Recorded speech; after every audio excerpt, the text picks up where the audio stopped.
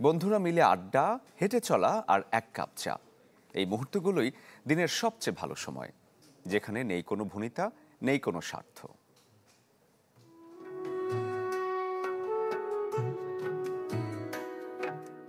বন্ধু মানেই হঠাৎ দেখা, বন্ধু মানেই গল্পের রেল।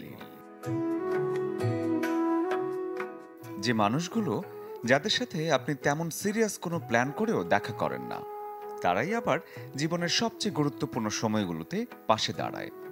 এরই নাম বন্ধুত্ব।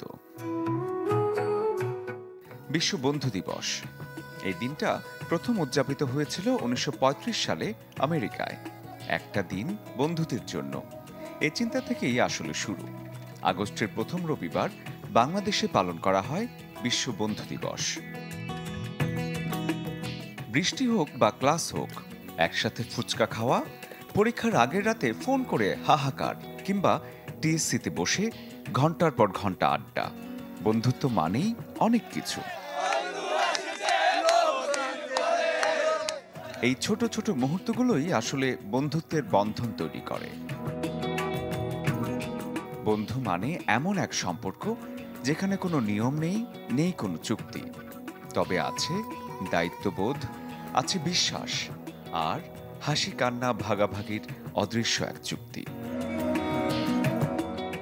সময় বদলায়, জায়গা বদলায়, কিন্তু বন্ধুত্ব ঠিকই রয়ে যায় একটি খুদে বার্তা, একটি ফোন, কিংবা হুটহাট দেখা হওয়ায়, যারা জীবনের সবচেয়ে সুন্দর স্মৃতিগুলোর সঙ্গী।